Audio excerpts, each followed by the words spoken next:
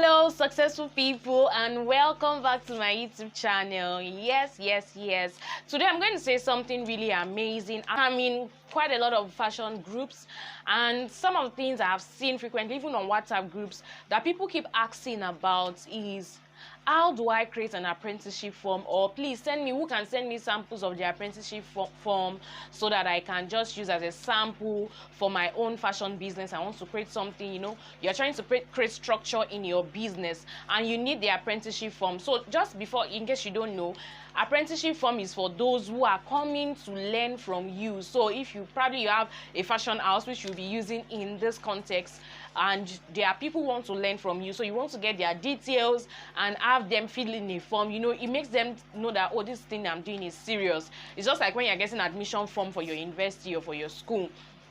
And then what I'm about to say in this video would also relate to those who have fashion houses and you need to create student form. I believe that all fashion schools should have a form that your students would get, and this form helps you to be it helps to intimate you with the students, to know who the student is, and in a way it also helps the student to know a little bit about the academy or about your fashion house. Okay, so without wasting so much time, let's dive right into it. Okay, so I'm going to list out some things that should be in an apprenticeship form. I see the apprenticeship form like a CV.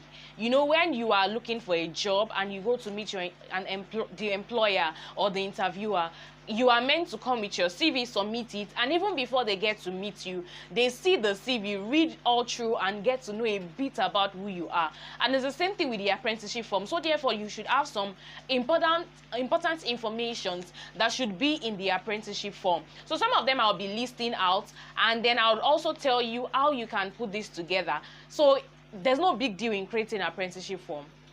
There is no big deal in it. I'm going to tell you how you're going to do it and also list out the things that should be in it, because some people get confused. Oh, how do I compile it? What and what should I put in it? So that's all the things we'll be saying in this video.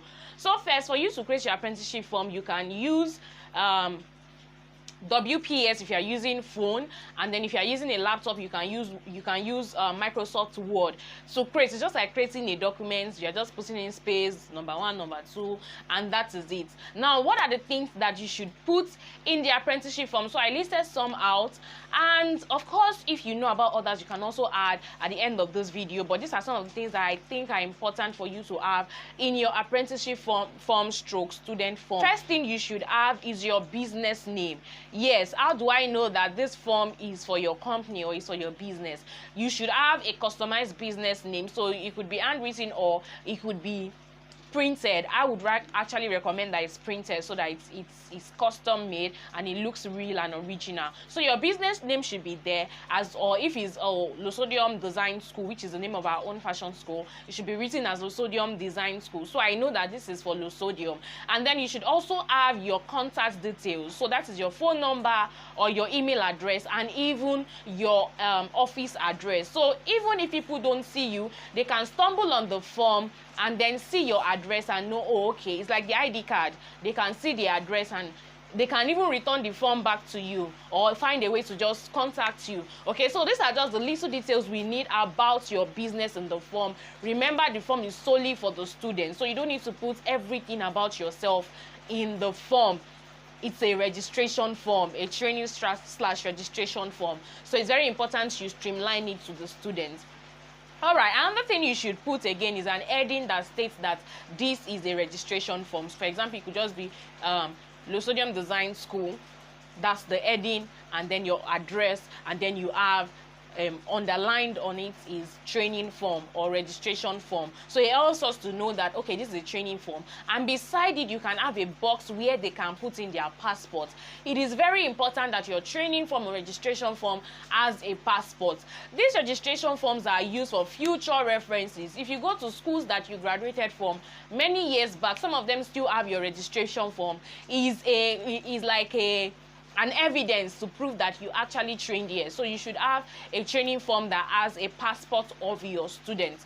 Okay, so another thing that you now want to come to is the contact details of your students. Okay, contact details will include their name, their first name, their middle name, their last name, so you know who you are dealing with. They should also write their age. Preferably, I always like that they write their date of birth, which is their date of birth, the month of birth, and the year of birth. Why? Because you as the trainer, you want to really know how old this person is. It will help you in knowing how to treat them. For example, if they are elderly, you want to treat them with so much respect. Even if they are young, of course, you treat them with so much respect. But you know, with different ages, you know what applies for them, how to teach them. If someone that is young, you know, oh, I need to use some different methods in teaching this person to understand. If this is an elderly person, they might not understand the same way a younger person will understand. So it will help me to know. So always encourage that they write their date of birth in full. Don't just write month and dates and date. Yes, some people will leave the year blank. Always encourage. In fact, for my own registration form, I always put at the top that please don't leave any place blank. So you are expected to fill everything in the form. If they leave the year blank, return it back to them and tell them to write it. If they ask you what do you want to use their year for, tell them it's for business purposes or it's for company purposes. Okay, and then it's also good because you can use it to wish them happy birthday during their birthdays. It shows that you care about them. All right, another thing you need to know is their address. Yes, if these people end up running away with your items at your workplace, you know where to go. All right, but that's by the way, we don't pray to have someone, nobody's a thief, and we also don't pray to have trainees who will steal our things. But most importantly, for you to just know whether anything can happen. Give for example, there's an emergency or the person is ill and you need to find a way to take them back home. Maybe they can't go home by themselves. What if the person cannot talk at the moment? You pick up the form and then you have their address. All right, then you can also get their email address. People think it's not necessary, but I think it's important. Also get their email address. It shows how professional you are.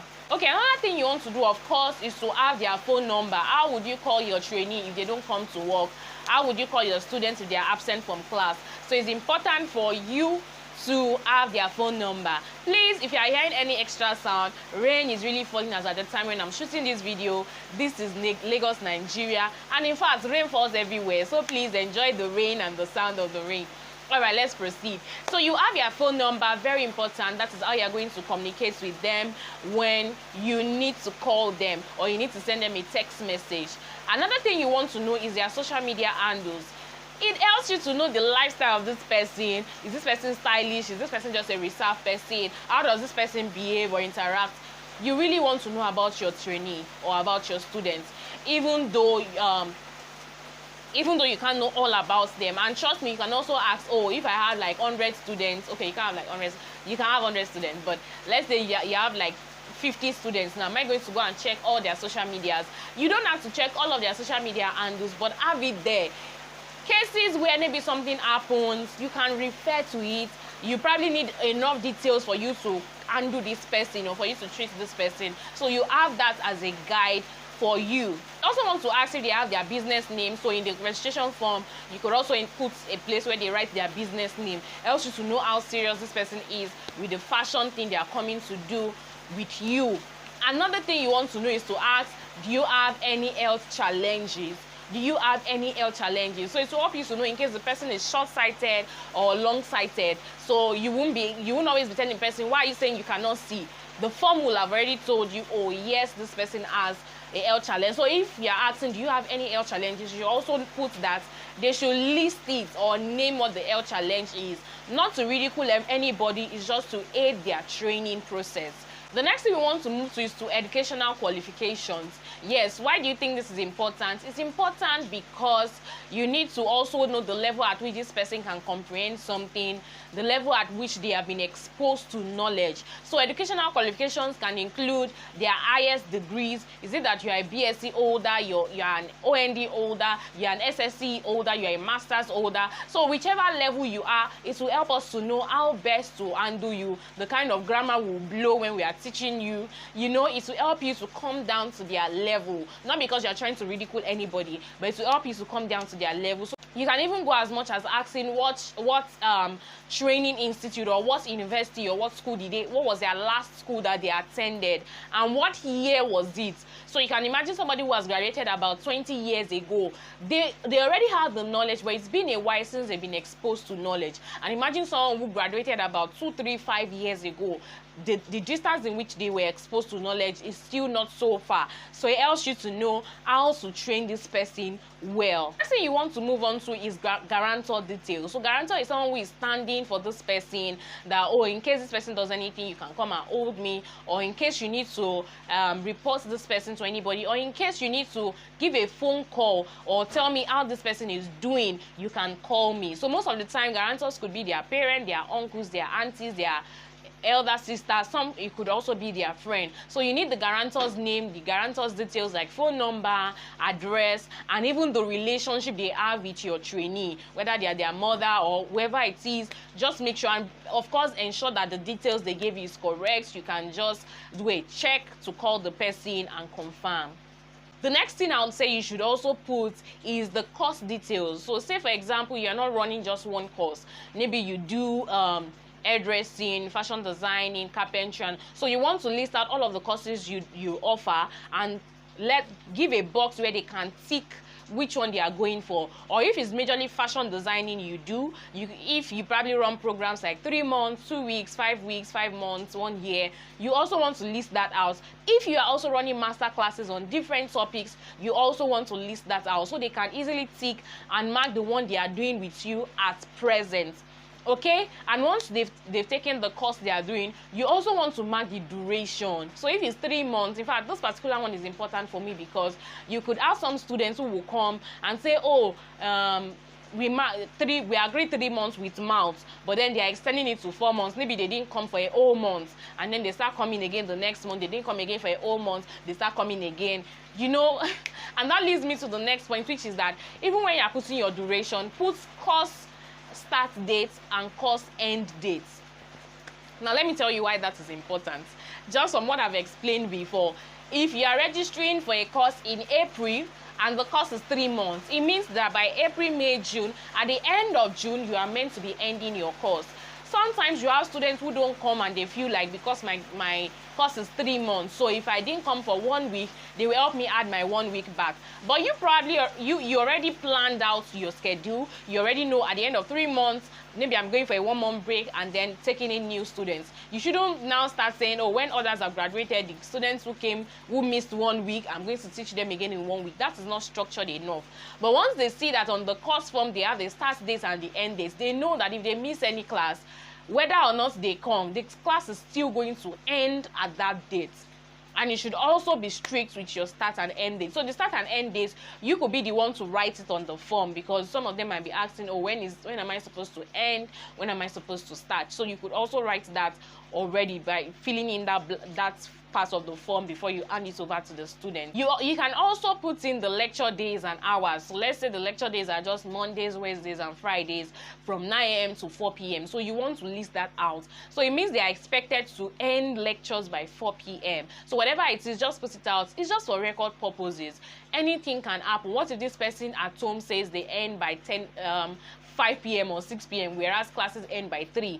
Your form will be able to tell the guarantors, maybe the parents or anything, that this is what she signed, this is when we close. You also want to ask if your trainee or student has any prior knowledge on sewing or pattern making or whatever it is you are teaching them. It helps you to also know their level. So you can see how many things I've asked that will help you to know the level of your students. So ask them, do you have any knowledge in sewing before? So it also helps in even putting them in their class. So say, for example, this person had marked that they want to take the advanced course, and now you're asking them, do they have any knowledge in sewing, and they're saying no. It will help you to know that this person should not be in the advanced course. They should probably be in beginner's class. The thing is, you also want to put towards the end of your training form if there will be a certificate at the end of their course, and if the certificate is free or they are going to pay for it. And for some people, they don't offer certificates. So if you don't offer certificates, please write it there so the student doesn't think that, oh, at the end of my course I'm going to be giving a certificate. Or if you offer certificates but it's not compulsory. So sometimes what I put in my form is, would you like to have a certificate at the end of your training? Please note that certificate comes with a fee. So when they know it comes with a fee, they can either mark and say, yes, I would like to have the certificate. You can even write the price of the certificate and they can mark, yes, I would like a certificate, or no, I would not like a certificate. However, if your training or the way you've structured your fashion school is that there is a compulsory certificate at the end of the course, then you should just put that, please note that the certificates will be issued at the end of your training. Certificates cost so amount. And then another thing I like to always put, which I think you can put, is training objectives. Training objectives. What that means is, what do you hope to achieve during the course of this training, or even at the end of the training? Why are you even coming to train? It helps you to see this person as a goal or a vision. And for some people who even have goals or vision, they might not really have thought about it. And the point of them feeling that form, when they look at that training objective, they start thinking, oh, why really am I coming here to train? What are the issues I used to have? Why am I coming for the upgrade? So it helps them to write it down. It also helps you to know what to focus on. So say, for example, this person came because they want to learn corsets, and you are focusing on how to sew straight lines. So when you look at their objectives, you combine it with your own training objectives and see whether you can really attend to their needs or not. But towards the end of your training form, you want to have rules and regulations for your training. So you list them out. I can't really tell you what the rules and regulations will be because your business is different from my business. But then you look at the things that you want, the things that you don't want from the students. So say, for example, you're saying that students, you can write number 1, student must not miss class without any reason, or they should give a message. Students are not allowed to pick calls in class. Students are meant to respect their tutors. Students are meant to not eat during work hours. So you list all of those things down. It's not, what you are listing out is not, oh, you don't have to put a space to mark, do I accept or not? No, it's the rule for your own business and how you operate your business or your fashion school or your training center. So at the end of the rules and regulation, you would also have an heading that says attestation, which means then there's a blank line. The person is meant to put their name there. I agree to the rules and regulations and everything that I've listed in this form. And so because they've said that, it's like they are saying that I'm putting a thumb on it and I'm saying it is true. I attest that I have read the rules and regulations and I agree. It's just like when you are trying to open an account on any social media page, there's a small box that says that you should say that I agree to the terms and conditions. Sometimes some of us don't read this, we just mark that I agree. Whether they said that we are going to be charging you for 5K every month, we just type I agree. So the moment you type, you put your name, they put their name in there and they agree. There would also be a point for signing, the student's signature and then the management signature, or probably the management stamp. So the student is meant to sign, and then whoever is representing the management is also meant to sign that part. When everybody signs, everything on that form is now but it's now something that is official. That means everything they've written, they agree. So even before you also sign as the management, read through what the person has written and be sure that this person has written the right thing or the things that you also agree. So say, for example, they are picking a course that doesn't apply to what their level is. You need to correct them. Once they correct it, if they choose not to correct it and you sign, then it means everybody has agreed on what is on the form. Okay, so I already said that you can use WPS. You can download the app WPS on you can download it on Google Play. I don't know if it's on iPhone, but you can download it on Google Play. So you have a part where there's a document, so you just type it the normal way you type messages. So you can type it, or you use Microsoft Word on phone. There are also on laptop. There are also other apps that you can check. Maybe just type on Google Play or Apple Store that documents, apps, that you can use to create, and then you convert them to PDF and you can print them out. However, if you feel like, oh, you will not have time to put all of those things together, we have created a new channel whereby we help people to create their training forms, to create their registration forms, and then it just goes for a token. So you just send us your business name, probably.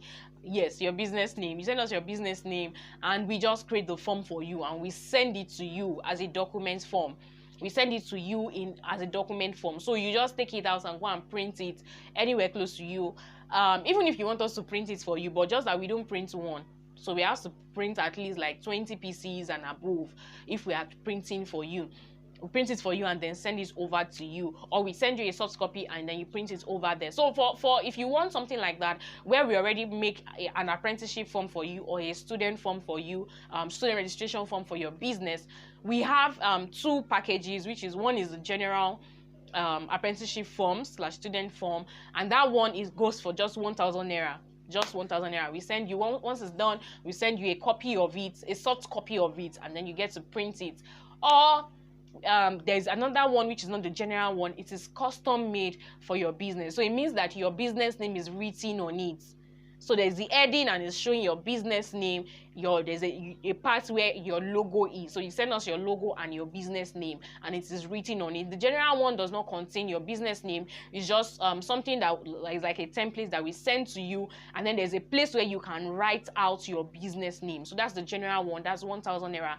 The one that is custom made for you is 1,500 naira. All of these things are less than your data fee. Okay, so we just make it for you, and then we send you as a soft copy. You print it and you have it, so you can keep photocopying it. It's just one thing that you keep repeating and using. It's too cheap.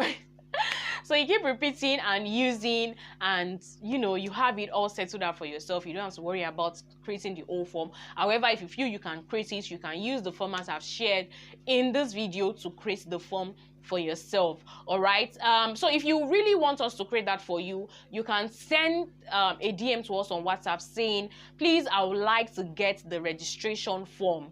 I would like to get the registration form. So when you send that, when you say that, I would know that, or you can say, I would like you to help me create a registration form for my fashion school. I hope that's not too long for you to type, but just just anything that make us know that you want us to help you create student registration form or apprenticeship registration form. Okay, then we send you. So it's just 1,000, 15 for custom made, 1,000 for general. Okay, so we just send it to you and then you own it. All right, so you send it to us on WhatsApp, then you send us the details of your business name and then your logo, and that is it.